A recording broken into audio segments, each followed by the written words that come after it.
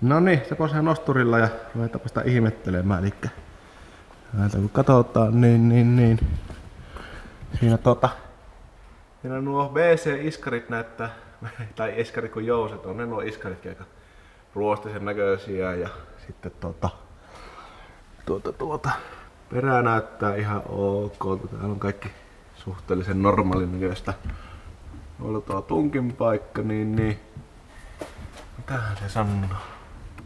Se ei aivan, on se siis ruosteessa ihan selvästi, vaan se ei vielä aivan pilalla ole, että eiköhän me selvitä. Varsinkin täältä ei vielä mene sormi läpi, niin eiköhän tuo katastukseen vielä just kelepaa. Ja toinen puoli sitten, niin tää näyttää aavistuksen pahemmalta, mutta en mä tiedä, jospa se katastuksen kelepaa, en jaksa ruveta nyt laittaa, mutta Petri on näköjään pienehkä paikan tuonne noin tehnyt tuohon noin. Ja sitähän täällä on tämmönen hieno Smietmanin rosteriputkisto, joka näyttää kyllä kaikkea muuta kuin ruostumattomalta teräkseltä enää. Eli otetaanpa vaikka vähän parempi kuluma tuolta.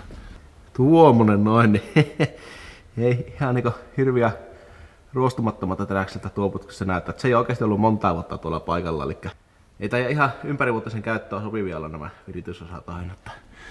Ihan tosiaan. Smietmanin logo tuolla ruosteisessa saatana katalysaattorissa. Ei oo oikein hyvä. No eiköhän se nyt tähän, en mä tällä vuosikausia ajamassa kummiskaan tällä autossa, niin kelepaa. On suhteellisen ruosteisen näköisiä nuo, lähtiköhän ne olisi auki, mutta joo, siinäpä se vaihelaatikko. Se on perus, tässä, tämä ei ole alun perin 2.8, vaikka se nyt on, niin tässä on ehkä 2,5 koneella, niin siinä on tuo perus ketrakki tuossa noin. Ei se mikään maailman paras vaihteesta ole, mutta ehkä se tämmönen perusvakiopelliin kelepaa tuo. Vähän huonohan siinä on vaihteesta tuntuma, mutta otetaan pois se, eli otetaan ensimmäiseksi pakoputkia tuosta irti ja sitten laittaa kartaan ja kaikki irti tuolla, että onnistuu helpommin. Aloitettapa siitä hommasta.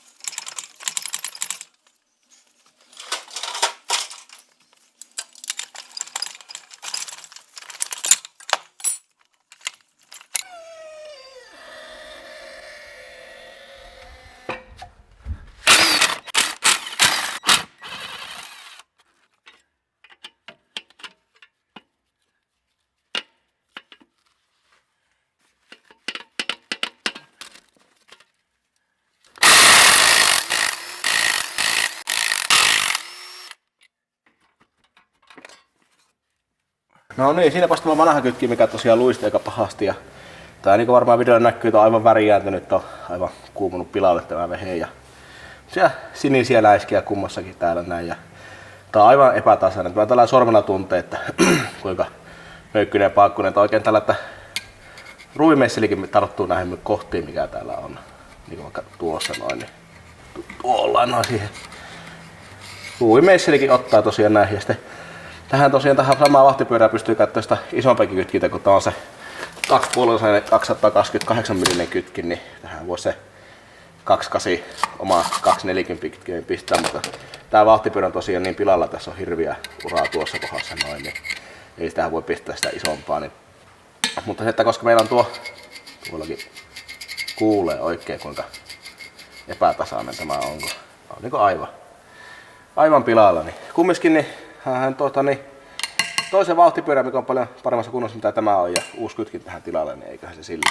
Tässäpä on sitten mitä tarvitsee pistää tilalle, eli uusi vauhtipyörä, mitä joskus silloin edellisellä Laujormu-värkkäilyssä näkyy tämmönen vauhtipyöräkassa, niin tässä on toinen niistä, ja tämä on kanssa ollut tämmöisen pidemmän kytkilevyn kanssa, mutta tässä ei ole ollenkaan pykäämään tämä tässä välillä. Tämä on käytännössä melkein uusi tämä vauhtipyörä, niin käytetään tätä näin vähän pintarostotin pois, ja pulttajaan pihinä ostanut uusia, otin vaan noista peräsarjalla vanhat kierrelukit pois, tuossa uutta kierrelukitettä, ja sitten uusi saksi levy- ja paineasetelma. Tää on tosiaan nyt 240 millinen, kun on tuo 2.8 koneet tuossa noin, niin se tosiaan menee tähän.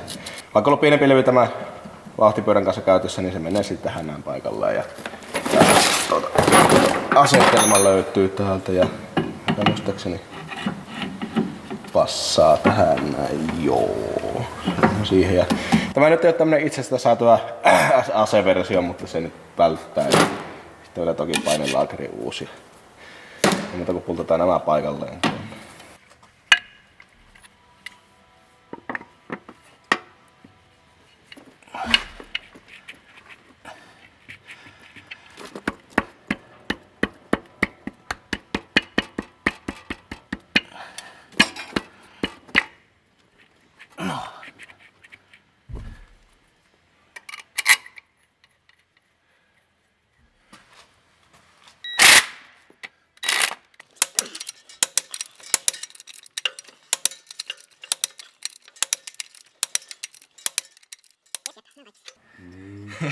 Saksaksi siis. Ei väärinpäin. No. Tänne istuu.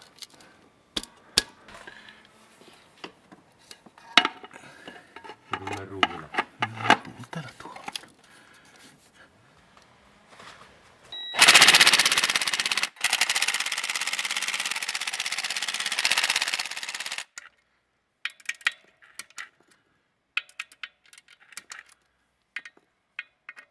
Onpa tässäkin nyt vikkaa vielä jälkeen, eli rupesin ensinnäkin vaihtamaan tätä vaihekepiä, mikä tämä on tämä vaihteen siirtymissysteemi, kun nämä on ihan väliä nämä kaikki muovit täällä näin, niin tämä on aivan lussu tuo vaihekeppi ja heiluu kuin hullu mulukku siinä, mutta sitten kun tätä nyt räpläsin hokseen, tässähän tämä vitonen on niin aivan tyhjä, eli tässä on nyt keskellä, tässä vitonen, niin täällä on mitään vastusta, niin esimerkiksi nyt kun käännetään ykköselle päin, niin tässä on tänään nätti vastus tänne suuntaan, mutta vitoselle ei ole mitään vastusta. Ja tuossa ZFissä ihan normaali juttu, mutta tämähän on Ketrakin loota, eikä mikään ZF, eli mä en ihan edes tiedä, miten tuo korjataan.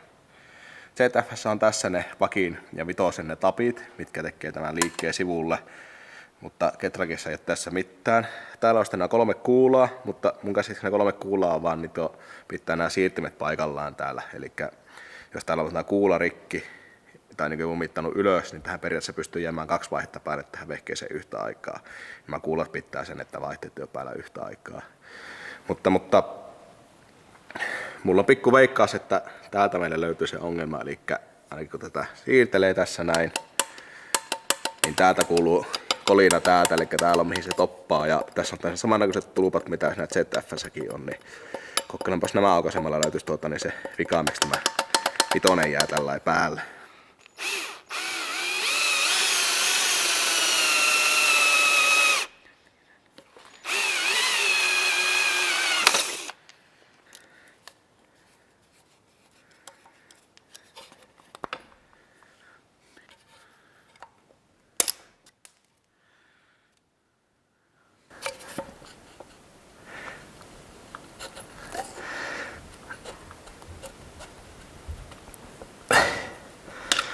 Olipas se jumissa.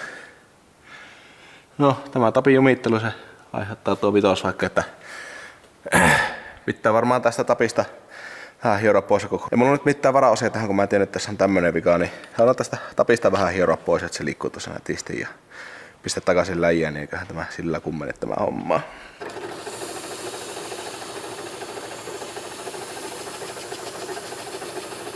Nyt on tämä tappi vähän ohennettu ja kiilotettu, niin se pitäisi liikkua ihan nätisti tuolla. Otin tätä päästäkin ihan pikkusenkin. Jotenkin tuntuu, että se ottaa täällä sisällä kiinni ennen kuin siihen laakeriin tai mikä tuolla ottaakaan vastaan. Ja sen takia tuntuu vieläkin pikku klappi täällä näin. Niin pikkusen tästä päästä pois, että se ottaa oikeasti sen laakeriin eikä tuonne runkoon kiinni. Ja pistän vähän ATF tuohon kolloon. Tämä ATF nyt ei ole ihan oikea tähän laatikkoon, mutta jospa se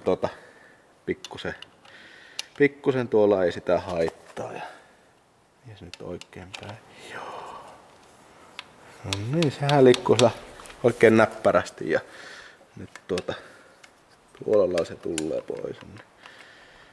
On se siltikin vielä ihan minimaalinen välyys, mutta nyt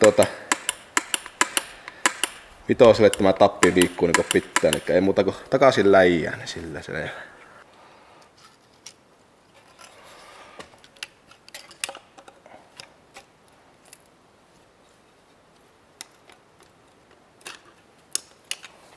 Noniin.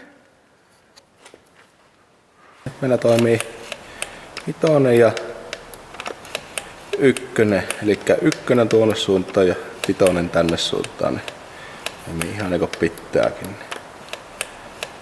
Oikein hyvään tuntuu. Noniin. Tulppahan nyt toki vuotaa, että pitää pistää tuohon jotakin sikapaskaa vaikka päälle tuohon, että sieltä ei öljy lennä pihalle. Sitten että saadaan vaihekepistä kaikki klappi pois, niin vaihdetaanpa näitä vaihteessiirtimen osia tähän näin.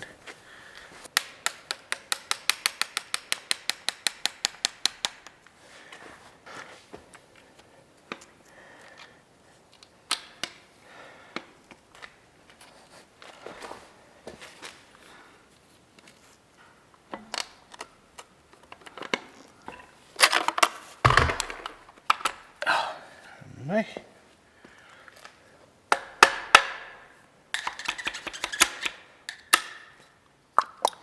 Se on siinä. Ja jos tämmöisestä meinaa saada kaiken väliän pois vaihekepistä, niin sinnehän pitää vaihtaa kaikki osat uussa. Niin tässä nyt ensimmäiseksi tämä hiitaja Tanko uusi. Pemarita alkuperäinen, mistäpä näitä muualta saa hommattua. Niin voidaan pistää tämän. Tähän toki pistää vähän vaseliinia kaveriksi.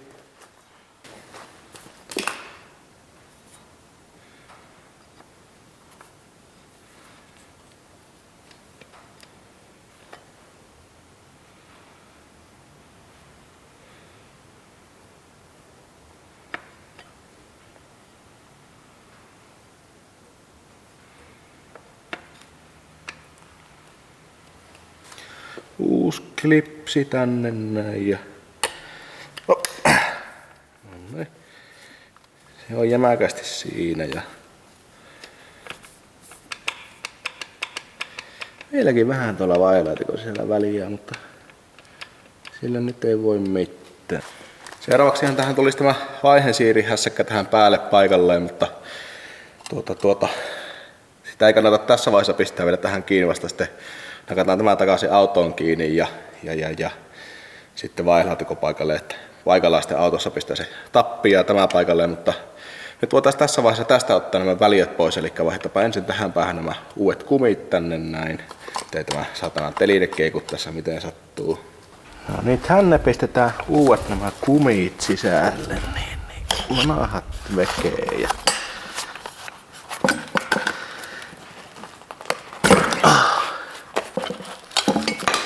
mutta uutta tilalle. Tapa pysyä pystyssä.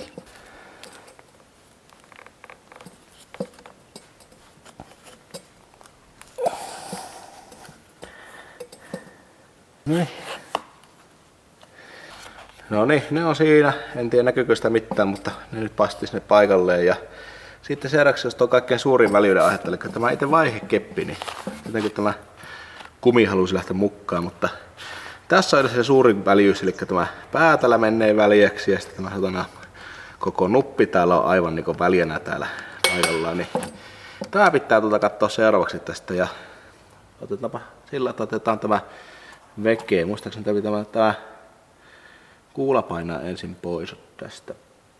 Mitähänpä se piti tehdä.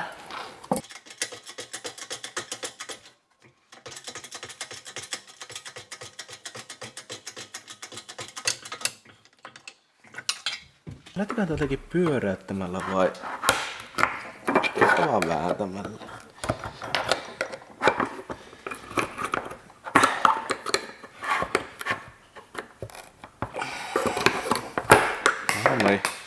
Näistä osista sitä väljyyttä ei saa oikeastaan mitenkään muuten pois kuin vaihtamalla uusia, mutta tässä on se huono puoli, että tämä saatana vaihekeppi maksaa 80 about uutena. Tämä on vielä 15 € lisää siihen, niin melkein 100 € maksaa siitä, että saa vaihtaa tämä jo tuo uuteen. Niin meikä ainakin sen verran pihi paskien, että raskinut maksaa sitä, niin ostin sitten tämmösen. Elikkä Bildeman hienon vaihevälivulin. Tähän tismalle samaa mallia joskus maailmassa sai maksaa monta $100 jostakin. Mistähän Jenkkilä-firmassa se oli, mutta onneksi kiinalaiset on kopioinut tämän, niin tätä saa Kiinasta tätä vaihevälilyhennin mallia aika halavalla ja sitten ei nykyään saa Bildemastakin käy vaan hyllystä hakemassa. Sitäpä tämmönen tänne paikalle, että tässä on se plussana, että tässä sulle sekä tämä että tämä uutta, niin saa kaikki jämäkkää ja muuta ja onhan tämä vaiheväli tällä vähän lyhenee, niin jos semmoista hakee, niin sekin on plussaa. Se oli muistaakseni miinusta, että hän ei ainakaan ihan suoraan saanut tuota vakiovaihekeppiä kiinni, mutta se mikä mulla se oli paikallaan muutenkin aivan umpi väli ja se vaihekeppi se vittu hölökkäsee siinä, niin mennään tällä vaihdetaan oikea keppi pikkusen myöhemmin sitten.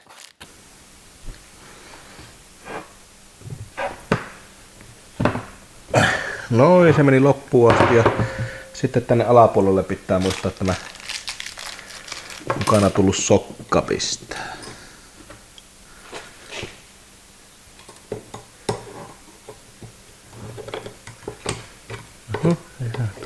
Niin vittuna paskana. No niin, se oli vähän taistelu taas tuo sokkasaaha, mutta se on siellä nyt paikalleen ja pitää surastaa autoon tämä takaisin ja sitten voidaan ruveta nostelemaan vaihelaatikkoa paikalleen. Eikö olihan tässä vielä yksi juttu, ennen kuin pistää vaihelaatikko paikalleen, eli vaihdetaan tämä kytkimen laakeri tänne. No, mikä sillä hätä? Nyt se on ihan jotakin jänkkiytynyttä paskaa.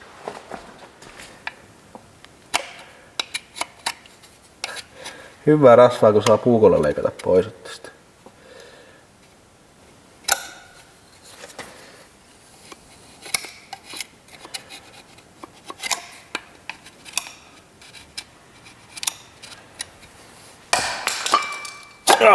No niin, tässä kannattaa putsata kunnolla, kun pikkusen tämmöstä jänkkiytynyttä rasvaa.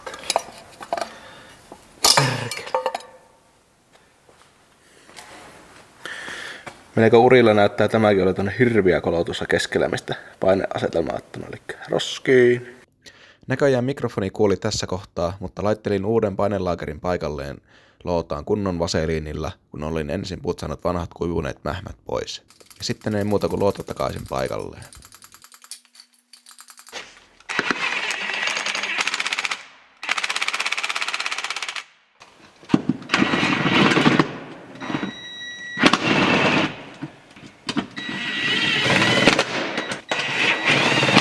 Sepä vaihelaatikko hujahti sinne paikalleen ja otin vielä kytkinpolkimesta CDV-venttiilinkin pois siinä samalla. Tämän jälkeen käytin vielä vanoksen pois sen pienen ääntelyn vuoksi ja oli tarkoitus tarkistaa nokkeen ajoituskin siinä samalla. Mutta siinähän saattaa käydä niin, että paikalle lipsahti ehkä M54P30 nokkakin, kun oli semmonen hyllyssä. Ihan vaan vahingossa.